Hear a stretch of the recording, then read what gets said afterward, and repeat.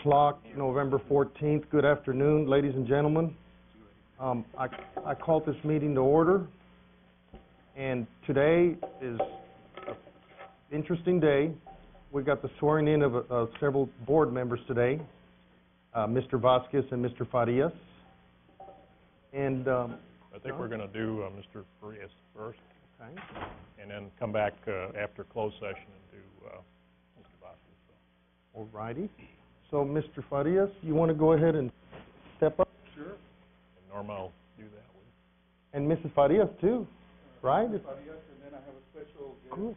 Father Ricardo Garcia from St. Mary's Church, that's going to go ahead and also assist us for Excellent.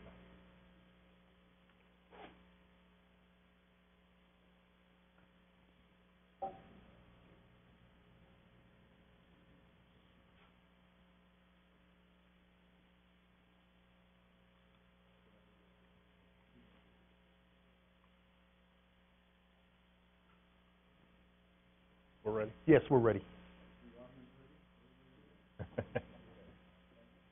Raise your right hand. I, Arturo Farias. Do solemnly affirm. That I will faithfully execute the duties. As a member of the Brownsville Public Utilities Board of the City of Brownsville. As a member of the Brownsville Public Utilities Board of the City of Brownsville. Cameron County of the State of Texas. I will do the best of my ability.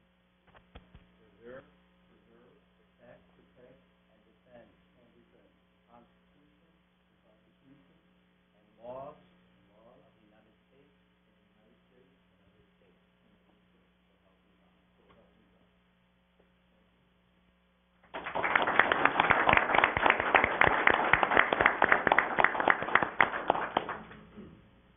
Do I have the floor?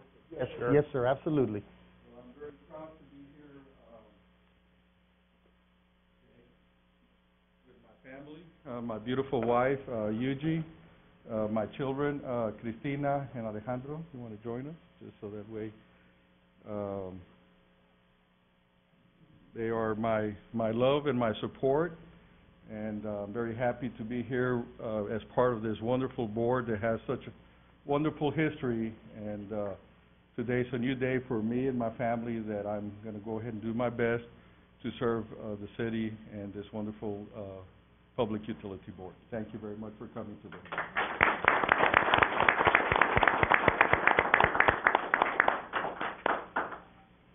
And Mr. Chairman, we'll do Manuel Vasquez after Congratulations. closed session. We're in closed session now. Okay. Any motion to go into executive session? Motion made by Mr. Villarreal, seconded by Mr. Vasquez to go into executive session. All those in favor? Aye. Any against? Motion passes. We now enter executive session, ladies and gentlemen. Okay, I call this meeting back to order, ladies and gentlemen. First business is the swearing in of Mr. Emmanuel Vasquez. Mr. Emmanuel Vasquez, please, up forward. Judge. Hello, Judge. Gentlemen. Oh, Judge.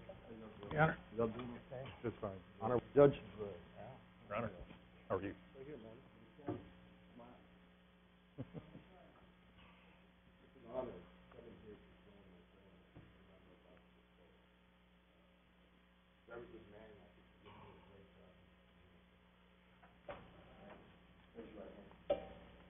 I do solemnly affirm that I will faithfully execute the duties as a member of the Brownsville Public Utilities Board of the City of Brownsville, Cameron County of the State of Texas, and will, to the best of my ability, preserve, protect, and defend the Constitution and laws of the United States and of this state.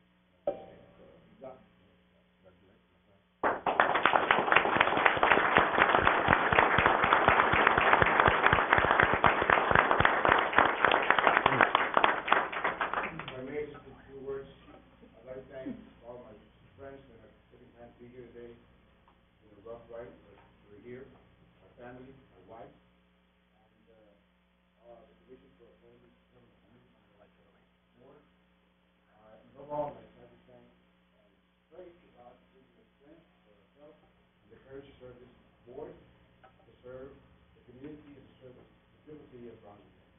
Thank you very much.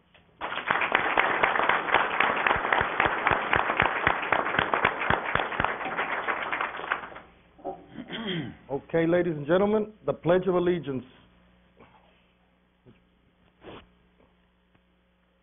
I pledge allegiance to the flag of the United States of America and to the republic for which it stands, one nation, under God, indivisible, with liberty and justice for all. Invocation. Dear Lord, bless our city of Brownsville, that we unite and all the citizens come together, all the different sides come together for the benefit of the PUB and for the benefit of the citizens of Brownsville. For not one group should benefit, Lord, but the citizens of Brownsville.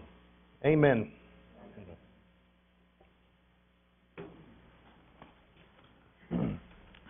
Item number 1, there was no action taken on items discussed in closed meeting. Item number 2, the chairman's report. At this time, the chairman's reports moment is going to be used to read a letter from Mayor Amuada. Mayor Amuada has requested that this letter be put in the minutes, PUB Secretary, in this meeting. And once again, the letter comes from Mayor Amuada individually. To PUB board members and citizens, due to a prior commitment for and on behalf of the city, as your mayor and PUB board member, I want the following read and inserted into the PUB minutes. It is unfortunate that the October 18, 2007 minority board members, Al Villarreal and Robert Guerra, resorted to illegal and questionable tactics to gain the majority vote on the PUB board, conspiring with former Mayor Eddie Trevino and Emmanuel Vasquez to use the state district courts to gain political advantage on the PUB board with the intent to undermine the majority's actions held by Dr. Zavaleta, Chris Valadez, Robert Sanchez, and me, Pat Amuada, on the October 18, 2007 is unacceptable.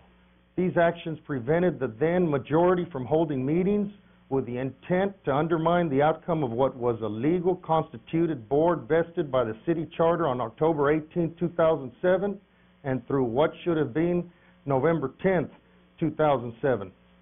As mayor, I do not recognize the present makeup of the board as legal board, nor do I agree with the rescinding of any action taken by the majority of the board on October 18, 2007. I further believe that the in-house counsel, John Smith, and First Southwest was also given a 4-year contract without a 30-day PUB clause notice to get out of the contract. To bring Estrada and Hinojosa back as financial advisor in the near future goes against ethical standards due to prior misrepresentations on impact fees against PUB before the City Commission, where he advocated for the city over the PUB's best interest at the behest of former Mayor Eddie Trevino. The actions, and let me remind you all once again, this is a letter from the Honorable Mayor Amuada. I'm being the chosen one to read it. The actions of October 18th taken to replace Eddie Rodriguez Law Firm as board counsel was legal and based on the internal auditor's recommendation. It has been brought to my attention that Al Villarreal and Robert Guerra requested that Eddie Rodriguez and his firm represent PUB at the district court hearings, which in direct violation of the Open Meetings Act and a conspiracy due to the fact that these decisions by Mr. Villarreal and Guerra were done without posting a meeting to get PUB board approval and to have instructed the general manager to hire Mr. Rodriguez undermines the board process.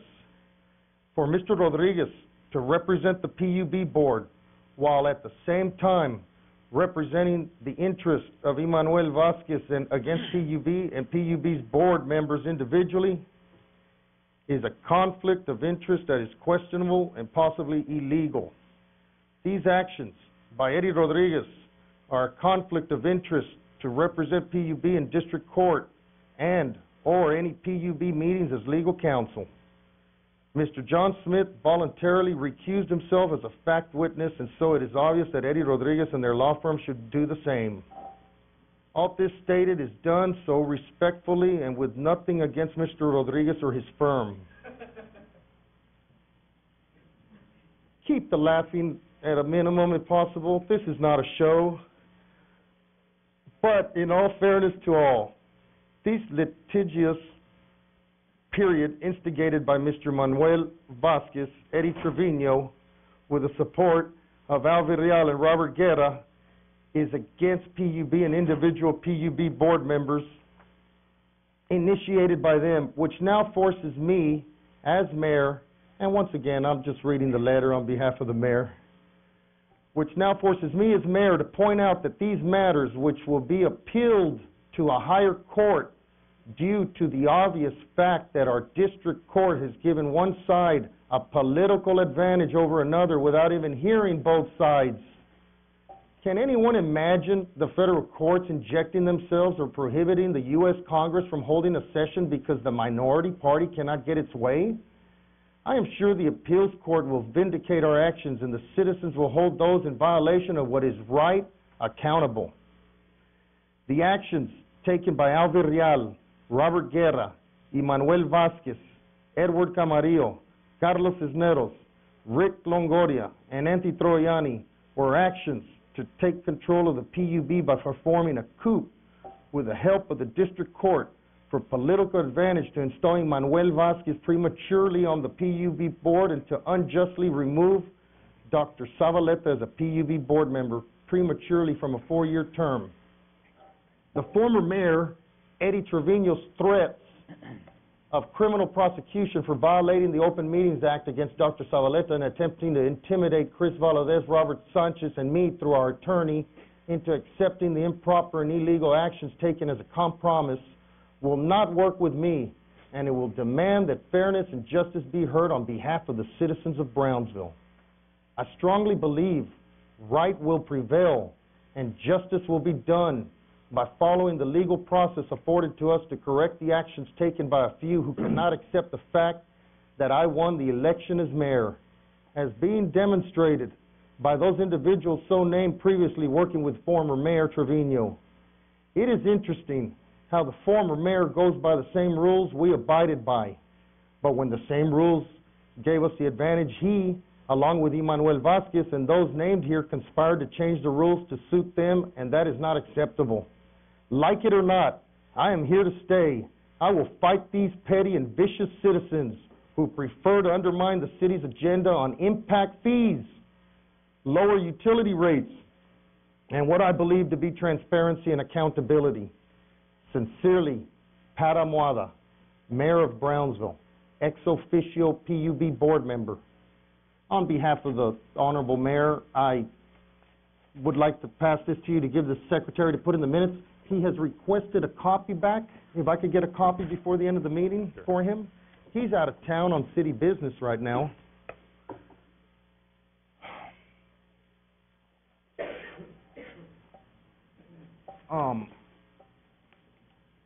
Despite all the scorn and innuendo thrown at my family and me and my Brownsville-born Captain Bob's Seafood Restaurants, I want to thank everybody that has come forward and given us so many positive comments at the Captain Bob's, and I want to thank the customers for continuing going there because Captain Bob's supports my young family. And something bizarre is happening in the political arena here in Brownsville.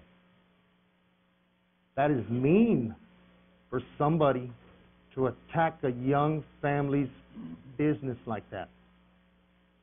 Plus other situations that seem to be falling into line there. Anyway, we're going to go ahead and move on, and thank you for listening there. We're going to go ahead and move on to the General Manager's report, Mr. John Brusiak. Yeah, Mr. Chairman, I have the financial report, Leandro Garcia.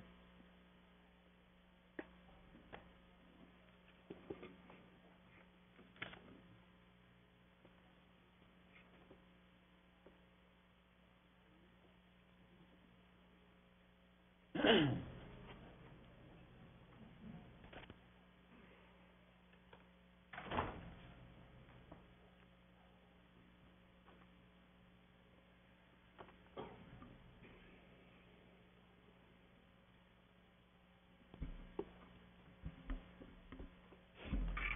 Chairman, members of the board, my name is Sandro Garcia, Chief Financial Officer for Brownsville PUB. I want to welcome Mr. Vasquez, Mr. Farias. This is the financial performance and operations highlights report as of September 30th, 2007. I will be presenting some numbers that are currently being audited, so we've labeled all of these as unaudited financial information for pretty much for the fiscal year 2007. This slide provides a revenue summary. As you can see, net operating revenues as of September or through the fiscal year to date were $161,987,000. For the month of September, we did generate $13,464,000 in operating revenues. These operating revenues represent what we actually bill customers and what we bill other utilities for wholesale energy sales. Adding in other revenues, interest on investments, other non-operating types of income, we have gross revenues of $172,212,424 for the entire fiscal year. And as I mentioned, these numbers are being audited as we speak, so we will be issuing our final financials here within the next 2 to 3 months.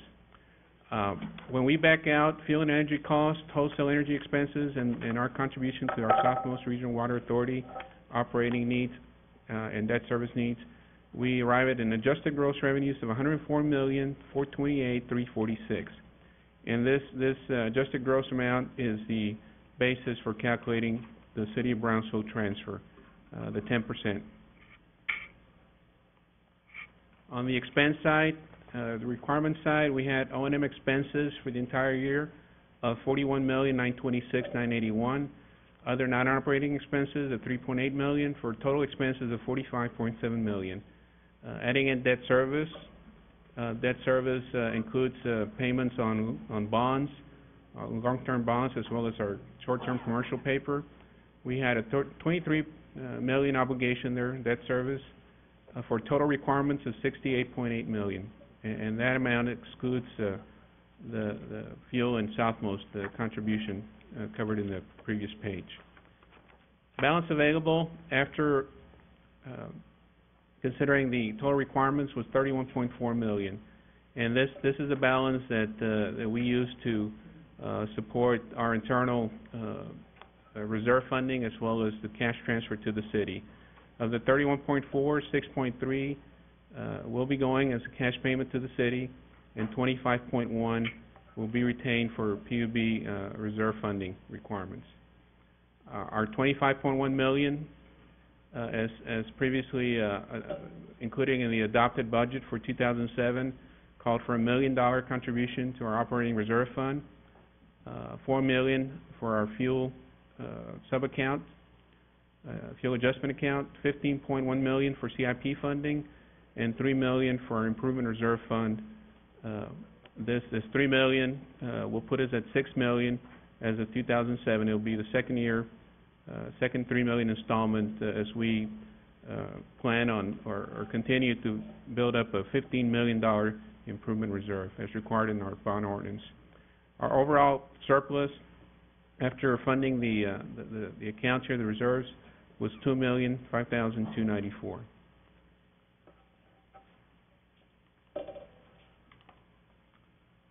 The next 3 slides will show actual consumption, electric, water, and sewer, month-to-month basis compared to last fiscal year, 2006. For the entire year, 2007, we had $1,251,655,444 in KWH sales compared to $1.174 billion in 2006. This is an increase of 76.6 million KWH. As you can see, August and September this year and last year kind of mirror each other.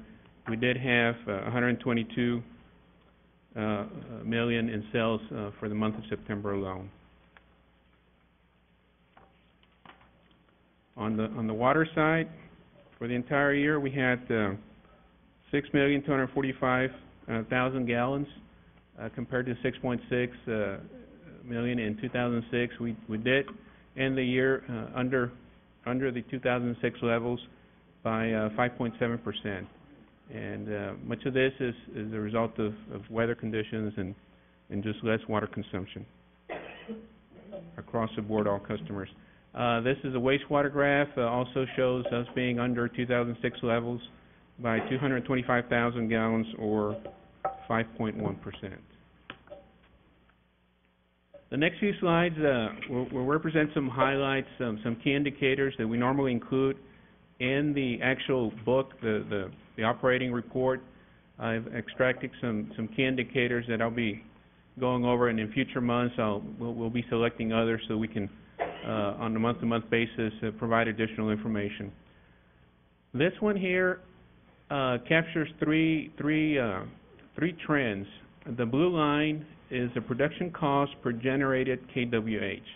This is what it costs PUB to generate at the plants each kilowatt hour. As you can see, it'll be the lowest line because it captures all generated power. So the way the cost divides into the total power provides a lower cost. We have excluded the scale on this graph, and we're sharing it so you can see the comparison between the production cost of generation, of build, and then the fuel factor.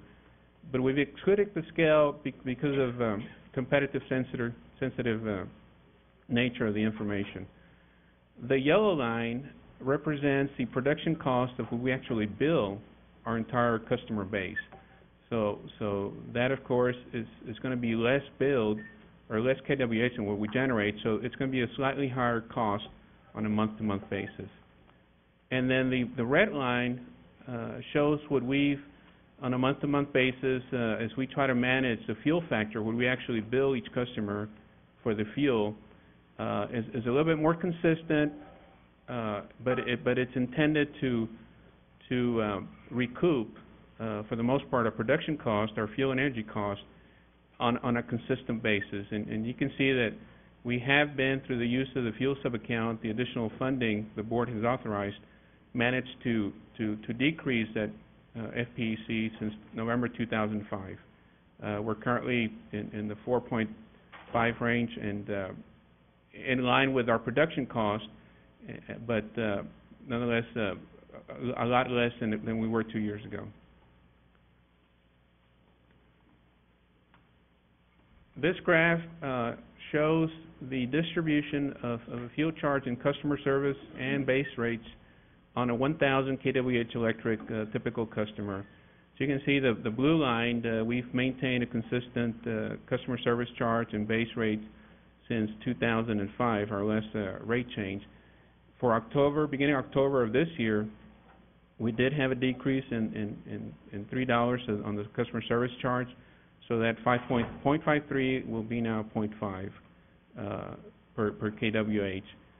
On the upper portion of the graph, the fuel charges, you can see where since October 2005 we went down from 0.82 to 0.43 cents per kWh. This is a result of the board's support and us utilizing reserve money to supplement our FPEC rate, as well as with the acquisition of the Oakland Union power plant, our share of the power plant, which resulted in lower fuel costs. When we compare what we purchase and generate, this bar graph shows a month-to-month comparison or share of purchased power versus generated power. You can see before acquiring the Oakland Union back in 06, actually before March of 07, the share of purchased power was in the 30-40% range in some months. In March of 07, we had a 57% share of purchased power versus our total load, our total need. After Oakland Union did come on board in April, you can see how we suddenly shifted the share between purchase and generated power. Today, for September, we were at 13% of the load being purchased versus the higher 30 and 40% last year. This graph illustrates how we compare with other utilities on a 1,000 kWh electric customer.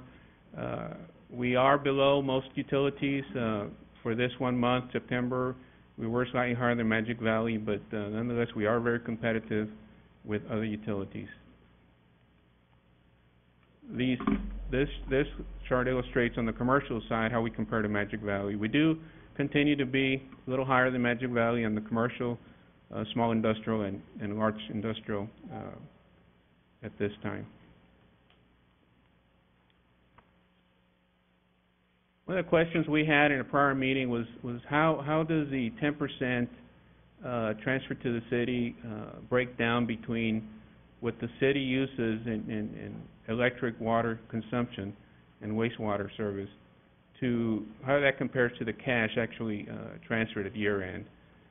This graph shows the month-to-month electric on the red, water on the blue, and wastewater billings on the green, and you can see how consistent they are, pretty much consistent month to month, slight fluctuations here and there. But the yellow part shows the share of cash that we actually transferred to the city. So as we experience good months with electric consumption, water and wastewater, that does result in higher cash transfers to the city. During the first quarter, 56% of the collections was actual cash. The second quarter, 58%, third, 63%, and the fourth quarter, 65% of the 10% calculated city transfer amount resulted in a cash payment to the city. Overall, $10,442,000 is the calculated amount for 2007, with $4,117,000 representing what they use for electric, water, and sewer, for a net cash transfer of $6.3 million. The next few slides will illustrate some of the other key indicators in some of our operating departments. This one reports on water and wastewater. Just some key indicators here: main breaks, service repairs, new connections. For the year, we had 110 main breaks, 2,200 service repairs, 1,300 new connections. On the wastewater, 41 annual main breaks, 426 service repairs, and 65 new connections. One of the reasons here you'll see a difference between new connections, water, and sewer is because our internal workforces normally take care of the meter installations and the service for water, whereas on the wastewater it's normally a developer installation. Meter shop calls. Total for the year, 6,036. Meter replacements, these are the larger commercial 1 to 6 inch type meters, 37. Water meters removed, some for tampering, 443 for the year. Water meters replaced, 1,497. Total of 5,800 service orders for the year. One of the operating services or functions that does generate some revenue in the utility and the wastewater is the industrial program, the surcharge. We do have a surcharge for, depending on the strength of the surcharge. This is a month-to-month collection summary. We are behind the 2006 levels by about 90,000, but you can see here where there were some months where, depending on the strength of the discharge, the BOD and the TSS contents, they require us to assess higher fees to some of our large customers.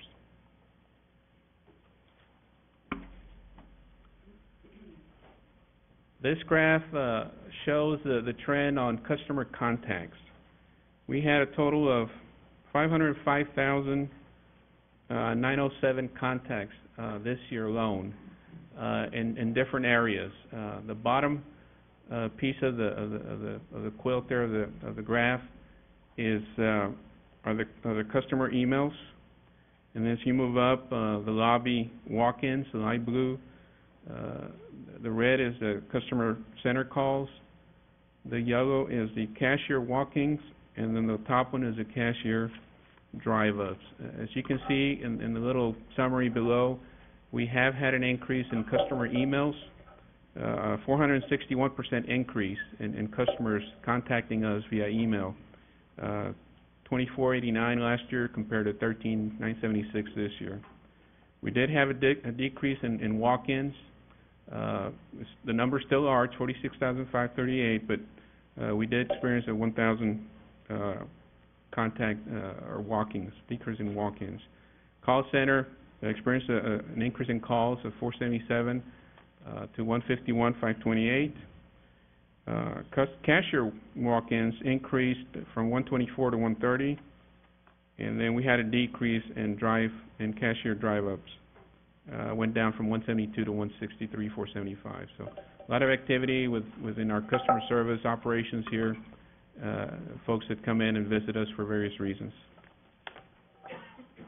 Actual transactions processed through the customer service varied in nature, with the largest share being payment arrangements. They're in the bright yellow, 37%. Balance inquiries seems to be another major area of transactions, 15%. Questions on accounts, 8.6%.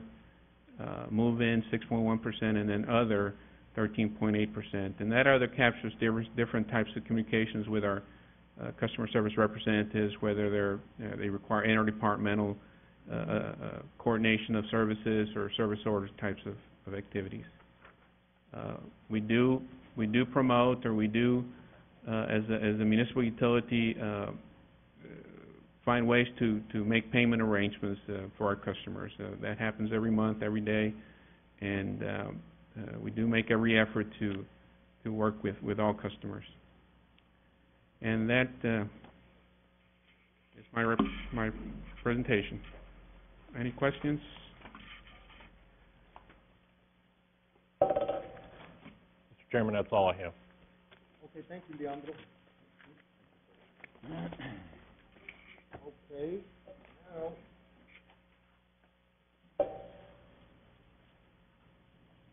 go to item number 4, consideration and approval of action to engage Rodriguez, Colvin, Cheney, and Sines for legal services.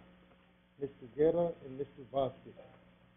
Yes, Mr. Chairman, I'd like to make a motion that we engage the services of the law firm of Rodriguez, Colvin, Cheney, and Sines. Brownsville PUB does have legal matters before it on a daily basis, and we also have a litigation matter presently pending in state court, and the board needs to be represented, and no matter what the outcome of the judge's decision, I think we need to rehire Rodriguez, Colvin, Cheney, and Sines. And part of my motion would be to ratify the actions of the general manager in hiring said law firm to represent PUB at the litigation. And under this motion, I would also like the board to waive any conflict between the board and the firm resulting from the October 18th, 2007 meeting of the board. Anyway, that is my motion to hire that law firm. Okay, and if I could just...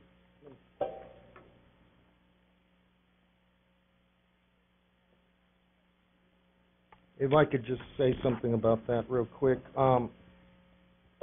It seems that there's a consent agenda item on here that somebody put on there to okay the minutes of October 1st. And it's back here, October 1st regular meeting. And it seems like your October 1st is not a meeting in question. But yet there was a vote here already pertaining to the Rodriguez law firm. which is item number 4. It's a motion where I abstained. That is correct. This What is not, about this that one? is, That one's not the same workload that he's gonna perform, or? we're not questioning whether or not the board had the authority to fire them at that time. On We just- October 1st. On October 1st. We're Yeah. just making a motion. You're just talking about October 18th, Yes, correct. and you're making a motion for him to represent who? Brownsville PUB Board at this litigation and in other, legal matters before the board.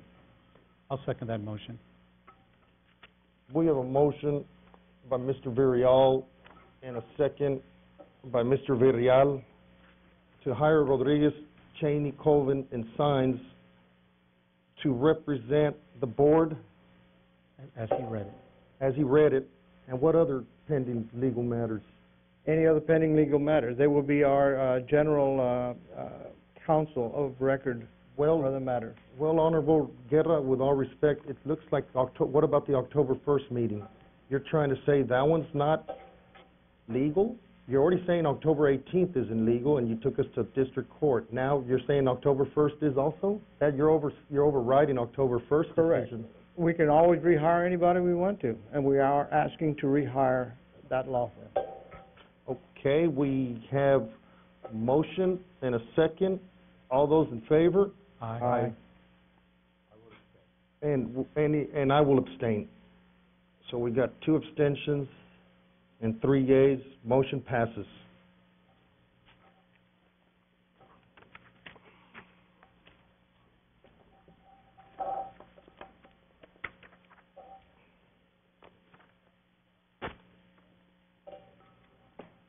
Welcome back, Mr. Rodriguez.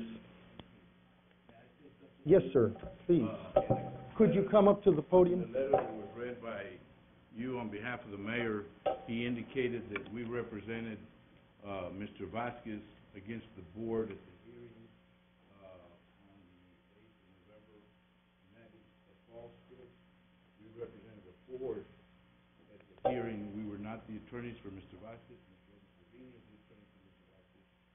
We were asked by Mr. Brusiak to represent the board at the request of the then attorney, Mr. Smith, who had recused himself from representing the board, and who had indicated to Mr. Brusiak by letter that he needed to hire somebody to represent the board. And he called us and asked us to represent the board. We did nothing at the hearing other than to ask the court to clarify her orders, which resulted in the court saying that this board could go forward with its meetings, that she did not intend to prohibit this board from continuing to operate in a proper and legal manner, and that this board could, at this time or at any time in the future, consider anew any of the items that have been previously considered by previous boards. So I just want to make sure that it doesn't go on record that we represented Mr. Vasquez against the board, as the mayor seemed to indicate in his letter, because we did not. We represented the board at the hearing. The whole board? Yes, sir. Nobody ever called us to let us know that you were representing us, with all respect, sir. I never got any communication from you or nobody else, with all respect. If you were representing the board, I, as the chairman of the board, should have been called. You were being represented, Mr. Sanchez, by Mr. Larry Warner. And he represented you and the mayor at the hearing. And Mr. Trevino represented Mr. Vasquez. Mr. Ronnie Coppola represented Mr. Zavaleta and Mr. Valadez until 5 minutes before we went into court, at which time Mr. Valadez terminated Mr. Coppola's representation of him, and he hired Mr. Warner at the point to represent him as well. Mm-hmm. Mr. Smith advised Mr. Brusiak that the PUB needed to be represented, and Mr. Brusiak, as the general manager and having the authority to hire somebody to represent the board, did so, and so we were there on behalf of the board.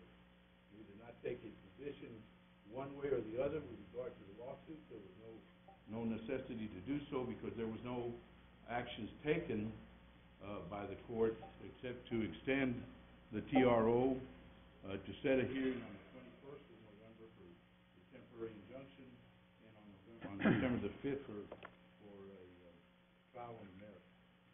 And all we did on behalf of the board was to get clarification from the judge as to whether or not this board could continue to meet after the judge established at the hearing who the proper board members were.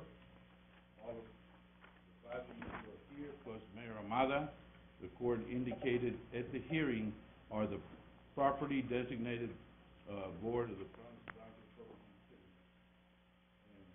Thank you, sir. I appreciate you explaining that. And you know, ladies and gentlemen, it brings up a thought here.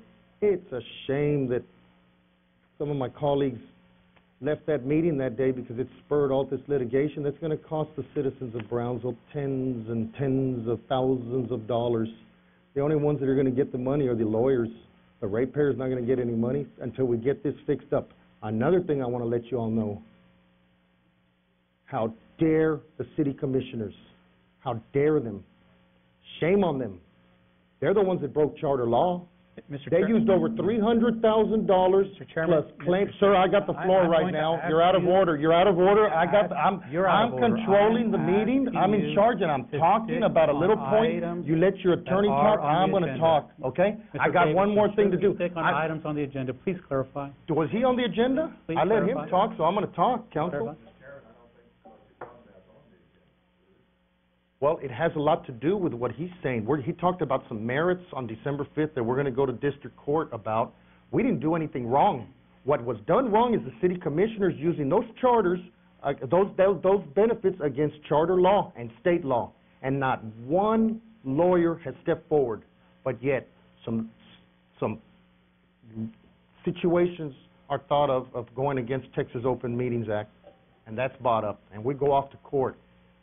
What about the city commissioners? John Davidson's what's fair is fair. You've been around 30 years and you know what's fair.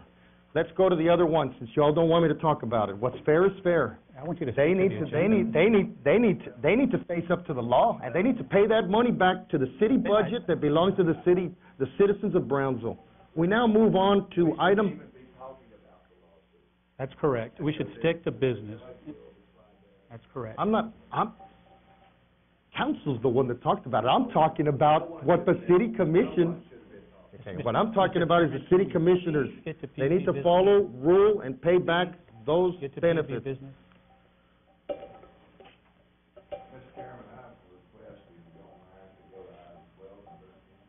Is that okay with the board members?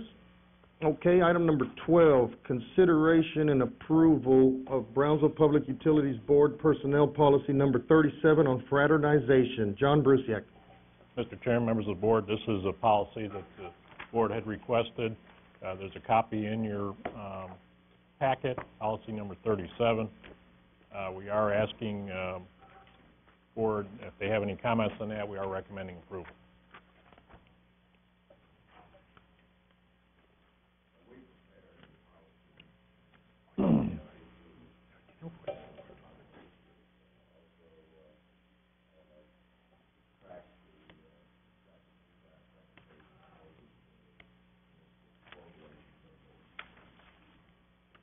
Gentlemen? I would move to approve the policy as recommended by staff and prepared by Mr. Davidson. I would second that. Motion by Mr. Villarreal, seconded by Mr. Guerra to follow recommendation of PUB staff.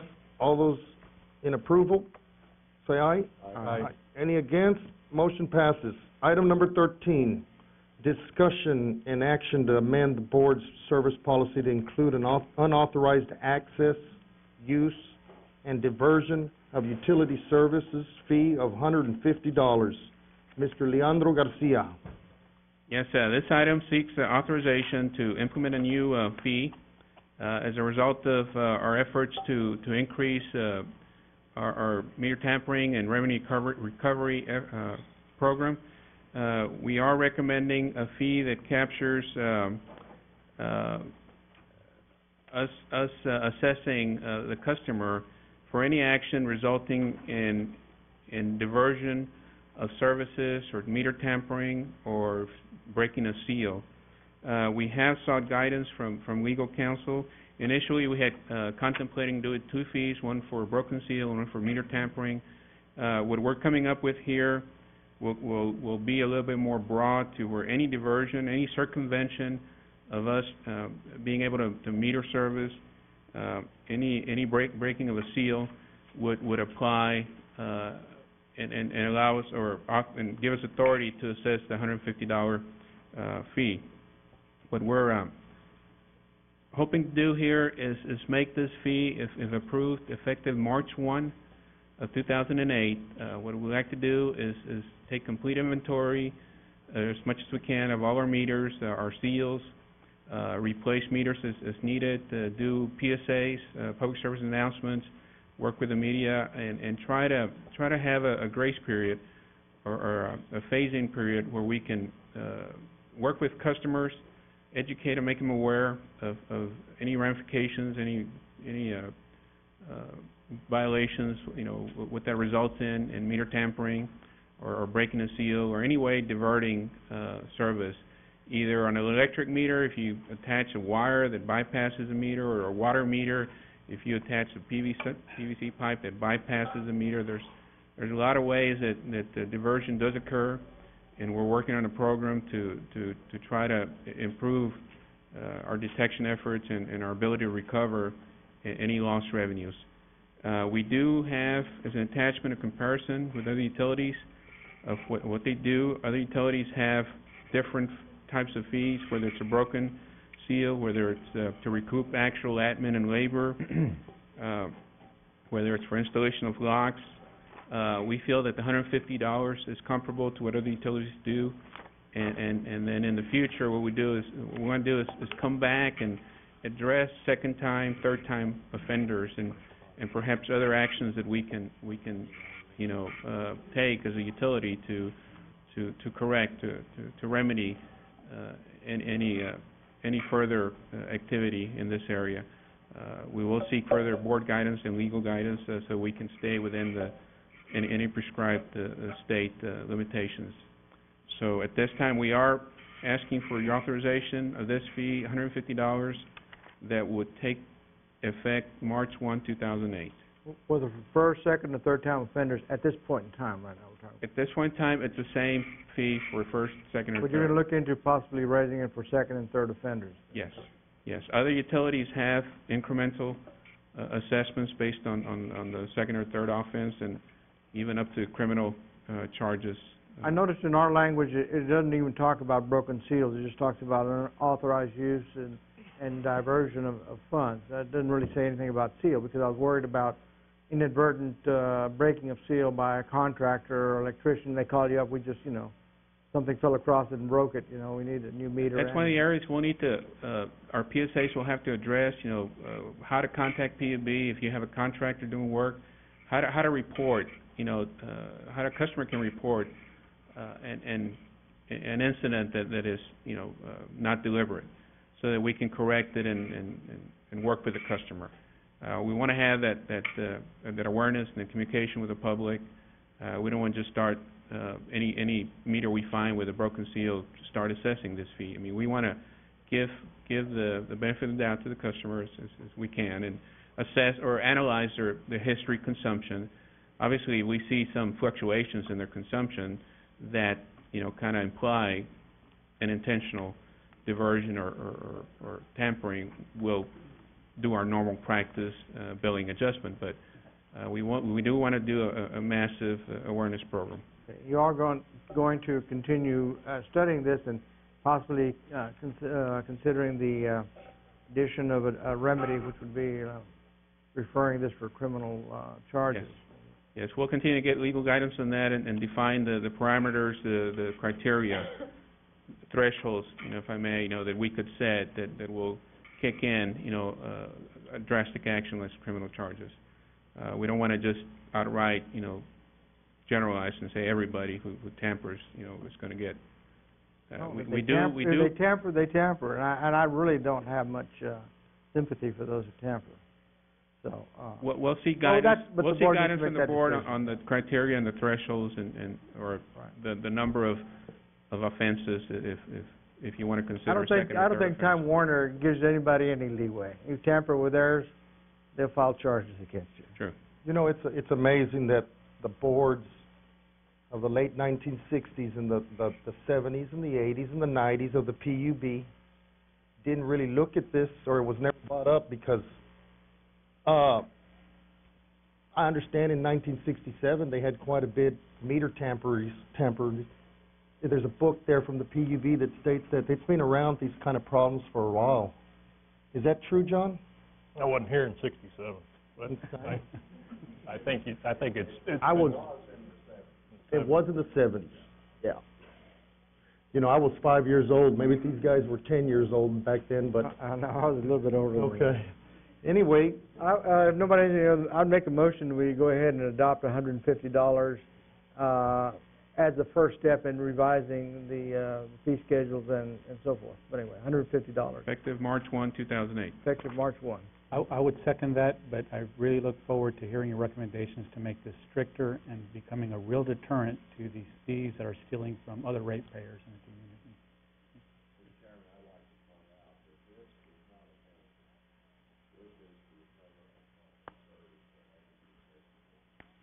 Correct.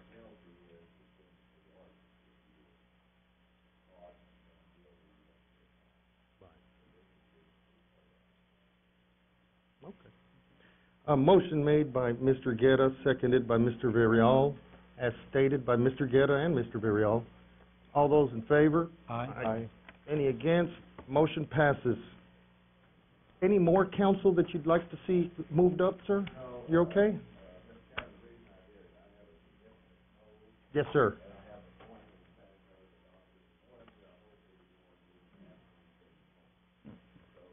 You're excused, sir. Very well, thank you, sir. Item number 5, consideration and approval to increase hourly rate for the Valley-wide security service. Mr. Brusiak.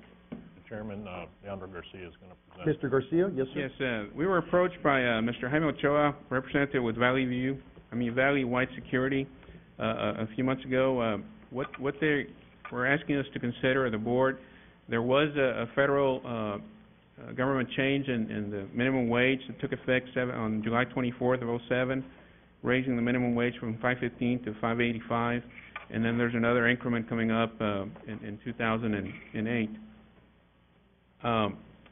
We currently have a three-tier type of rate schedule with them, with the lowest one being $8.75 per hour, which is the most, the majority of the payments are made under that $8.75. What they've asked for is for a $1 increase that would take effect retroactively to September 9th, 2007, at the time that they were beginning discussions with us, through April 12th of 2008, the date that the time that their current contract expires.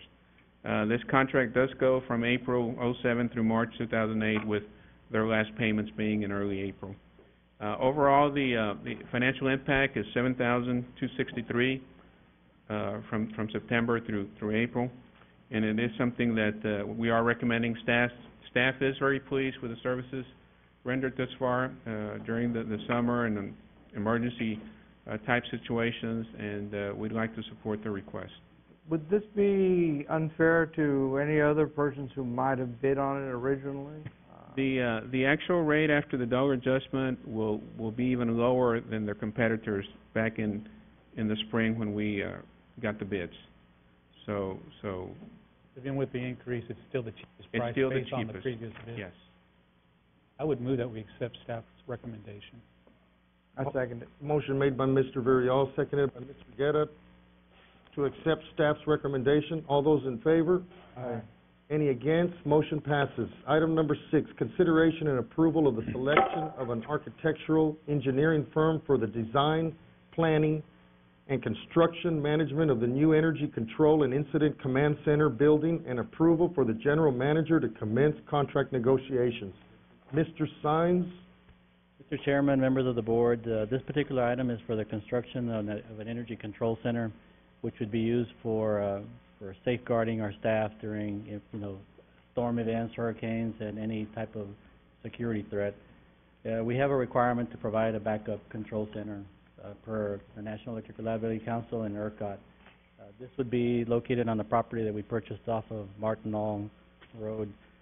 What we're doing here is we're presenting this so that the board can have the opportunity to accept staff recommendation based on the evaluation of the responses to the RFQ that we submitted.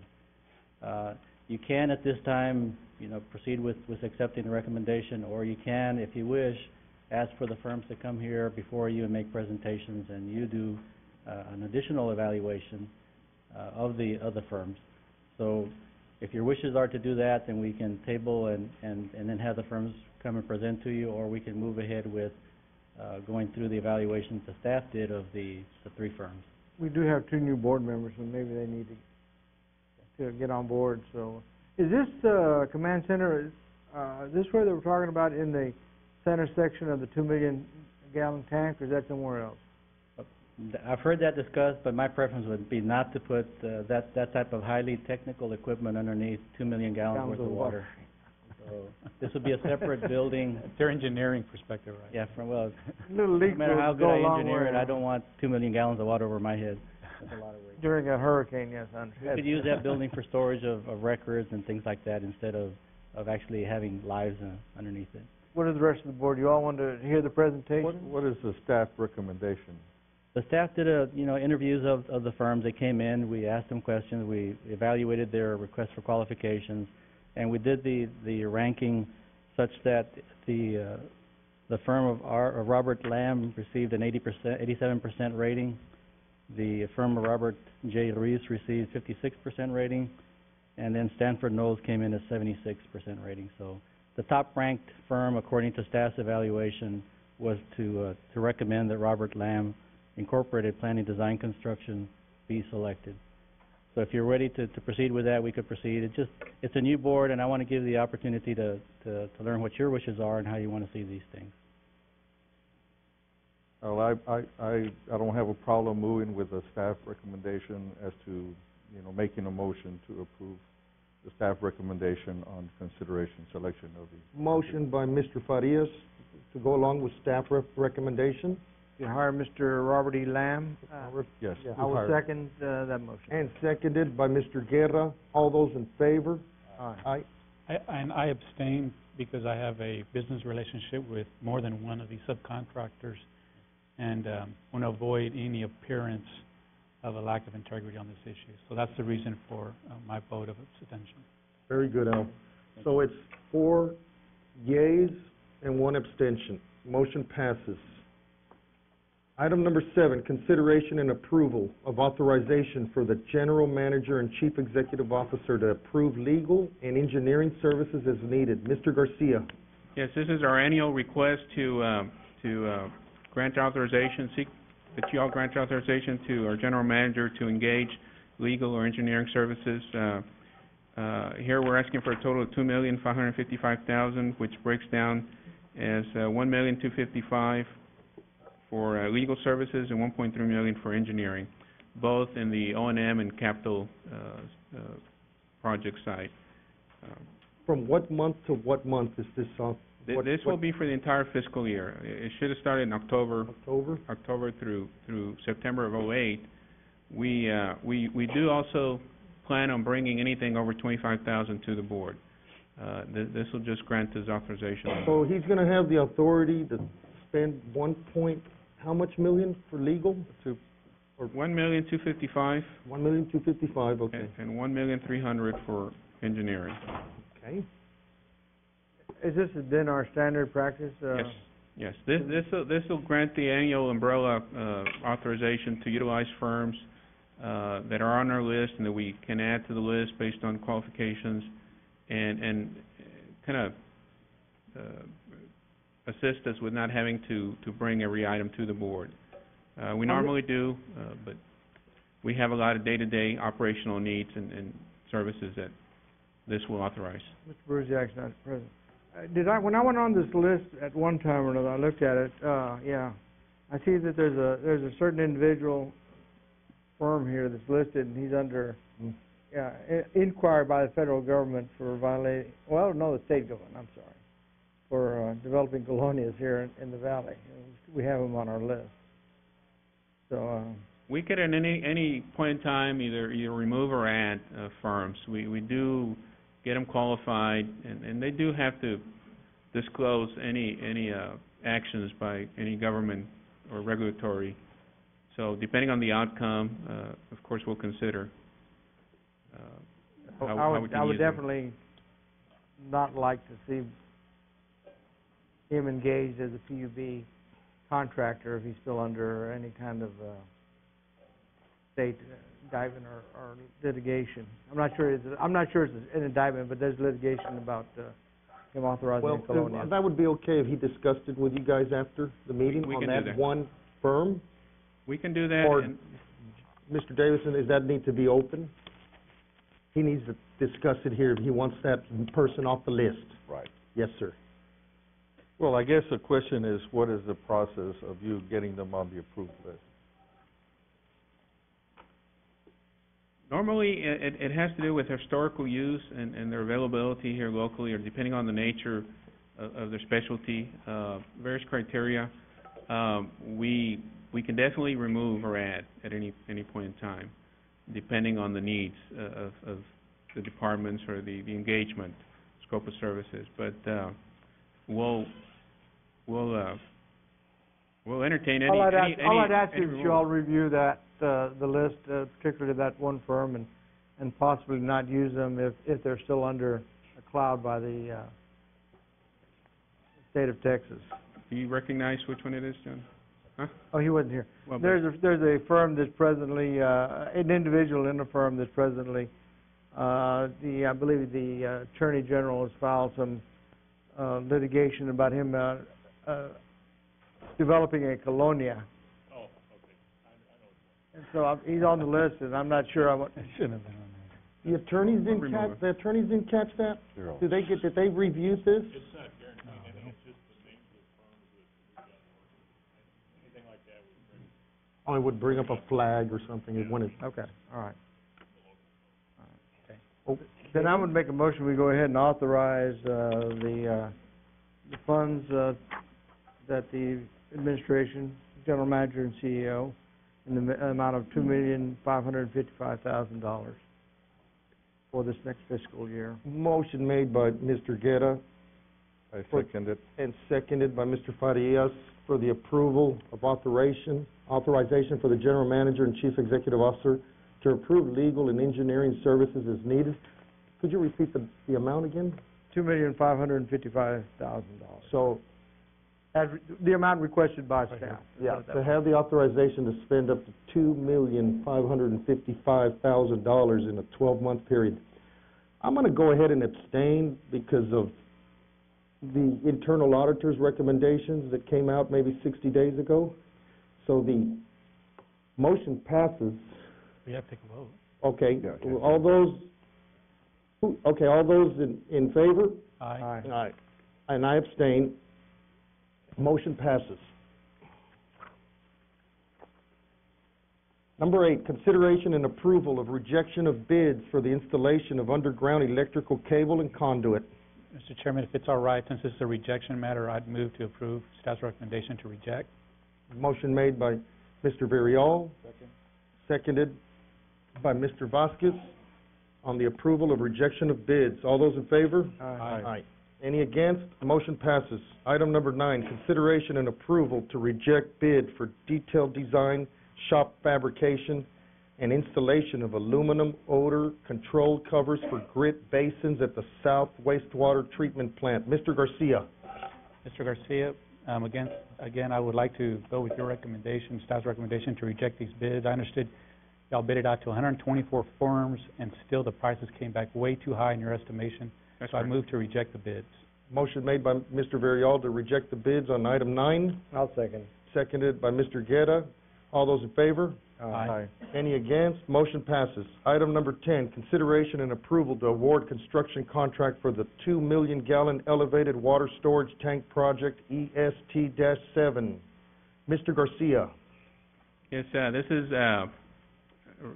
requesting your authorization to grant an award to Landmark Structures LLP for $3,310,000. They were the successful bidder in our attempt to begin the construction of a 2 million gallon elevated storage tank. We did receive 3 bids back in September, and their bid that's being recommended this time is for the base bid and then with the upgrade to constructed with 150 mile per hour wind resistance.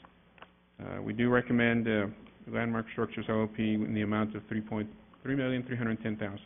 One thing, members of the board, we are in violation right now of the state. We need so much elevated storage, above ground storage for our population, and the state's okay with our plan to proceed with this and give us time to build this tank, but it is something we do have to do. I can't remember, like you say, September or whenever we had the presentation.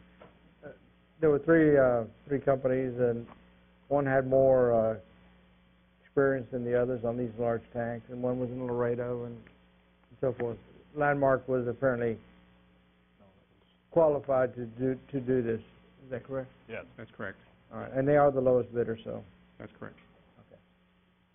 I'll make a motion, then we authorize staff to enter into contract with Landmark Structures in the amount specified in the item on the agenda.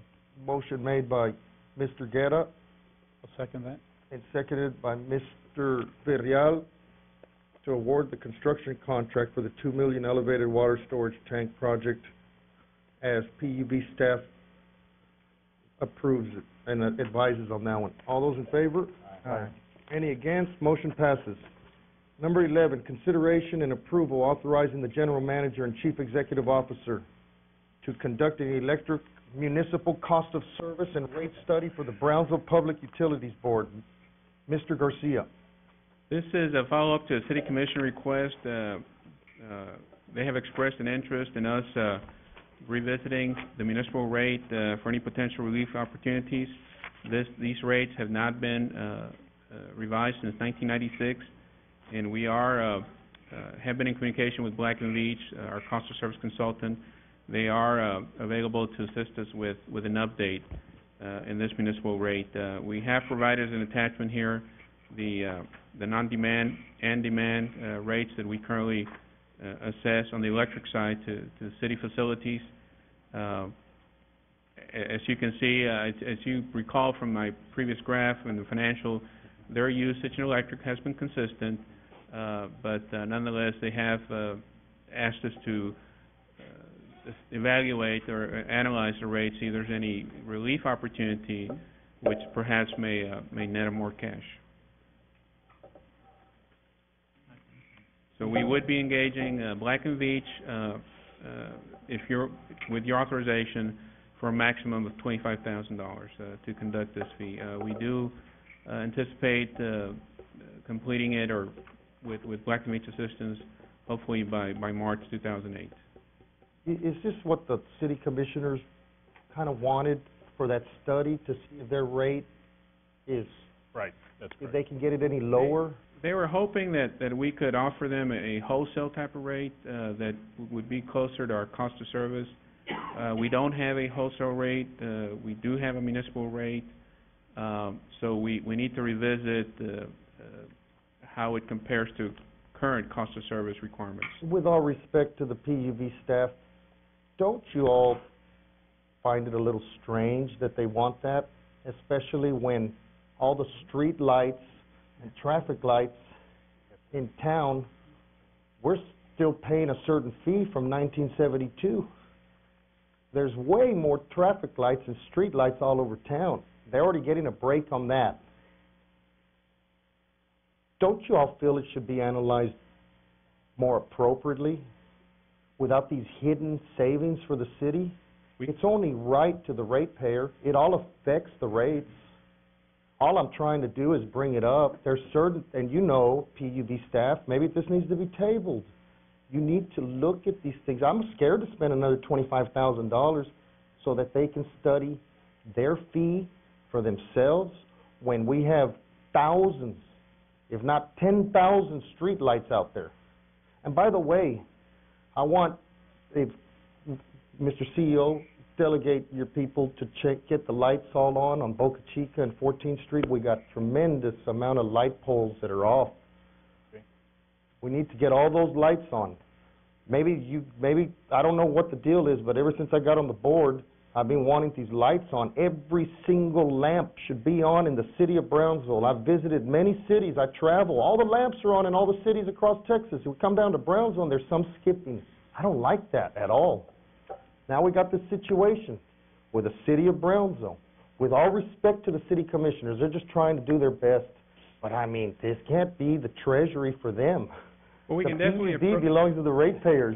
We can definitely approach it from a more comprehensive view and capture water, sewer, electric, street lights, and put everything together, you know, the total package. I think, Leandro, we haven't done a study in 11 years. We're probably long overdue, and you're gonna consult with not just in-house people, but you're gonna have to go through an outside firm, along with legal counsel, to make sure it's all legal and proper and diligent. And so all the information is complete. And we haven't done this in 11 years. And based on that, I would move to approve this item. Okay. Mr. Rial makes a motion to approve, seconded by Mr. Vasquez. All those in favor? Aye. Nay. Motion passes. Number 14. Are we on 14, gentlemen? Yes. Okay. Okay. Consideration and approval of a 12-month tree trimming services contract. Mr. Garcia. This is an ongoing activity effort that we must continue to alleviate any damage from windstorms or just general wind damage. We are looking at continuing our service in the tree trimming area. We did release the bid to 23 vendors and received only one response, asked one. Because of the expanded scope of work that we want to do in different areas, we are looking at a higher cost than we've experienced in prior years. Total of $603,449. Overall, this will provide services for the fiscal year 2008 and perhaps beyond until we use up the money. We will need additional funding for this contract. Budget amendment $375,000 will be proposed as item 16 to accommodate this contract. It is something that the PUB must continue and needs to continue in their efforts to mitigate, let's say, any wind damage or just to stay in compliance with ERCOT and any regulatory provisions. Asplin is out of Corpus Christi, and like I say, they were the only bid that we received. You mailed bids to how many vendors? 23 vendors received bids. And only one. So I have a question. The initial scope when they were originally contracted, has that expanded since now there's more of a budgeted item being requested? So There's I more. guess originally your scope was only for a certain amount of work, and now it's increased dramatically. There's more field work, larger scope, and I can get Fernando or James if you want.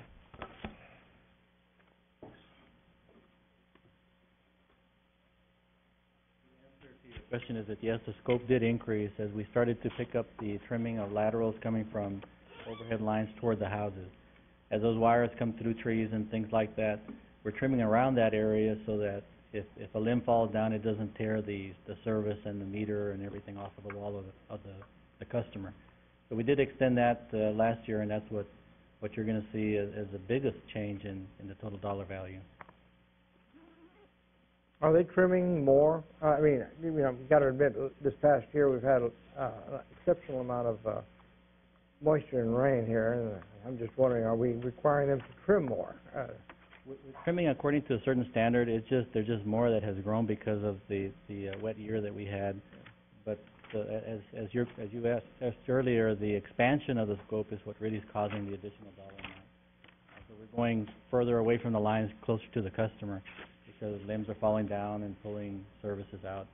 That's an inconvenience to the customer as well as a decrease in revenue to the utility when the lines go down. Any other questions? And that's something to think about. Folks, if anybody plants a tree, don't plant them under power lines, Great comment, yes. okay? I will make a motion then to authorize, staff to enter in a contract in the amount of $603,000, et cetera. Motion made by Mr. Guerra, Seconded. seconded by Mr. Farias, to go ahead with a contract of the 12-month tree trimming service contract. All those in favor? Aye. Any against? Motion passes. Number 15, consideration and approval to award 3-year contract for sludge hauling services. Mr. Garcia. Yes, on this item, we've engaged the services of Ambiotech Group to assist us with revising specifications to comply with EPA requirements, state permitting requirements. Based on their assistance and how we're revising the sludge handling process and disposal, Not on the agenda. we did release the bid and open bids on September 27. We did get 3 contractors who responded. A-Clean Portico of Brownsville, Synagro Technology of Houston, and Enviroorganics of Houston. We did have a base bid with 5 alternates. What we're opting at this point is to go with the base bid, and with the lowest bid being from Synagro at $1,793,000. This will provide the sludge disposal, handling and disposal for both our south wastewater treatment plant and the north wastewater treatment plant. The rate per plant is 1.94 cents for the south treatment plant and 1.45 cents for the north wastewater treatment plant. What we had Ambiotech do is, based on historical volume, is to project our disposal needs as well as the projected estimated cost. They do estimate an annual cost of $597,666, or a 3-year amount of $1.793 million, which is what we're recommending, a 3-year contract with Synagro at this time. What were the, you say base bid and A, B, C bids, what's all that? I mean, was it requiring them to do more hauling or disposals, or what? It was just asking the engineer to evaluate the different ways that you could combine this. If there were 3 vendors that you want to consider working on this, one would be someone has to take the water out of the sludge. Someone then has to haul the sludge to the landfill. Someone then has to provide the landfill. So they did different combinations, such that if PUB did the dewatering, PUB did the hauling, and PUB provided the landfill site, that was one option. What if then you used somebody to dewater and somebody to haul, but we provided the landfill? What if we did these things, but somebody else provided, say, the equipment for... So what's this base bid then? The base bid is how we're, which one? The one that we're currently doing? Yeah, the one that you're suggesting that we...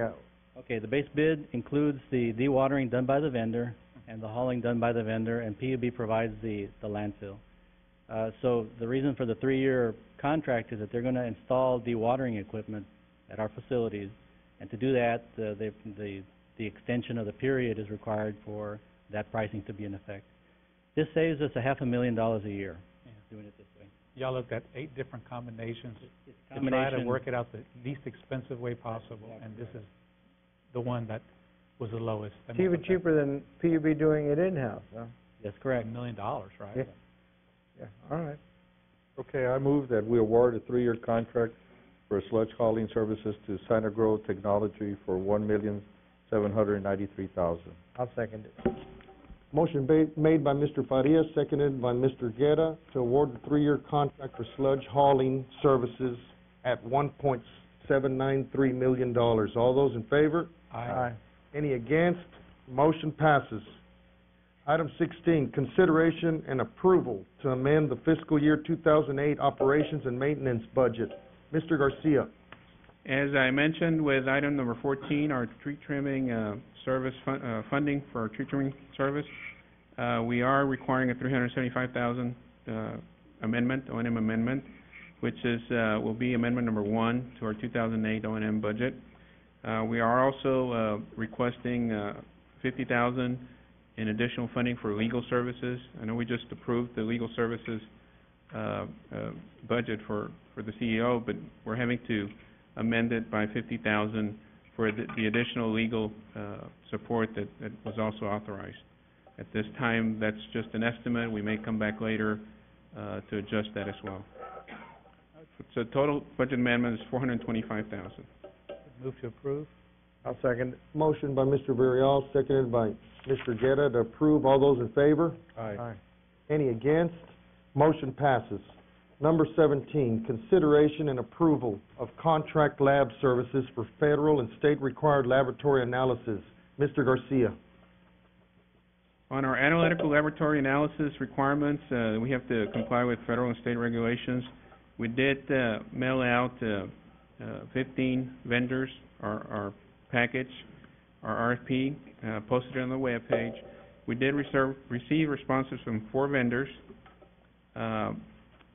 At this time, what we're recommending, based on their bids, is to award Analab Corporation a total of $169,000, which captures most of the sites that we test water and wastewater standards, and then Test America award them the $6,000 contract for the electric piece of the electric power plant analysis piece of the program. Combined total of $175,000. These are budgeted items and ongoing laboratory analysis for compliance. Yeah, required by state and federal law. Yes. Based on that, I would have moved to approve. A second. Motion by Mr. Villarreal, seconded by Mr. Guerra to approve. All those in favor? Aye. Any against? Motion passes. Number 18, consideration and approval to award construction contract for the lift station number 41, Force Main Reroute. Mr. Garcia. This action item will authorize us to proceed with awarding a contract to Peterson Construction Company, the amount of $2,948,350. What this will do is this will divert 1.5 million gallons per day of wastewater discharge from Robindale to the south plant. This is an effort to mitigate the capacity levels, the available treatment levels at Robindale. We do have available capacity at the south plant. It will also allow us to replace some existing lift stations and force mains, allow us to abandon them, but it does provide relief on an interim basis for treating wastewater until such time that we can plan and project and find a way to finance expansions to wastewater treatment plant capacity. Do you want to add anything? Yes, I do want to add something. We recently hired some engineers into the water wastewater department and have now the capability to do some of the engineering in-house. I just want to point out that they've done a very good job of creating some savings for the utility.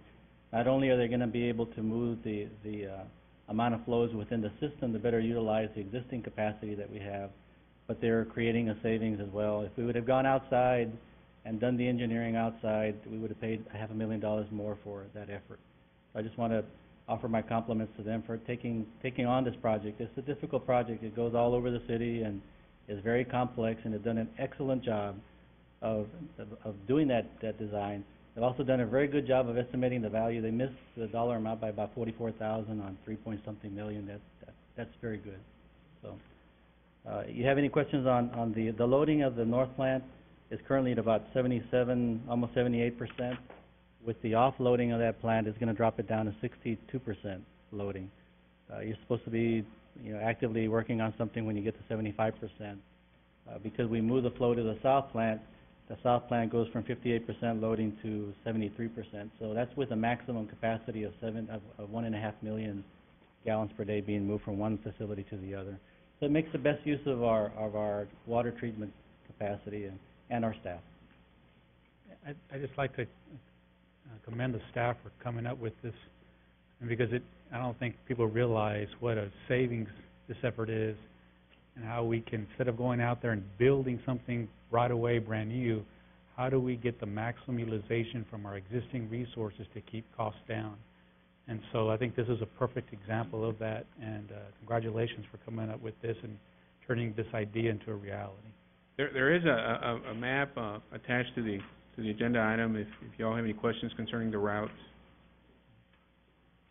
I would move to approve, Mr. Chairman. Okay. I would move to approve staff's recommendation for Fenderson Construction in the amount of $2,948,350. Motion made by Mr. Villarreal, seconded by Mr. Vasquez, as Mr. Villarreal stated. All those in favor? Aye. Any against? Motion passes. We now move to the consent agenda items, gentlemen.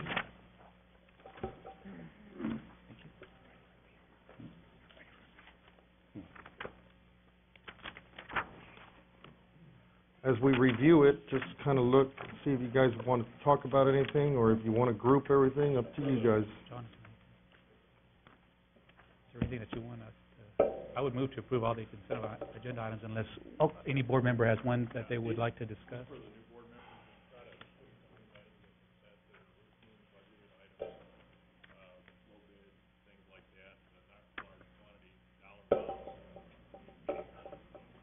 Okay, I just wanted to say something, Al, on this one. I think it's on the minutes of September 19th, 2007, page 5. It says here, kind of in the middle of the page, Mr. Sanchez said it was hard to own a business, run it, and comply with all these regulations, but they needed to be done. I don't think I said that. What I said is, if I'm made to put a $2,400 manhole at my Captain Bob's, then all other restaurants should comply also. Why just me? If there's 680 food establishments in Brownsville, I think if I was made to do it, shouldn't everybody be made to do it? But somebody put this in the minutes, and I said, it's hard to own a business, run it, and comply with all these regulations, but they need to be done. Okay, well, who transferred it from the tape here?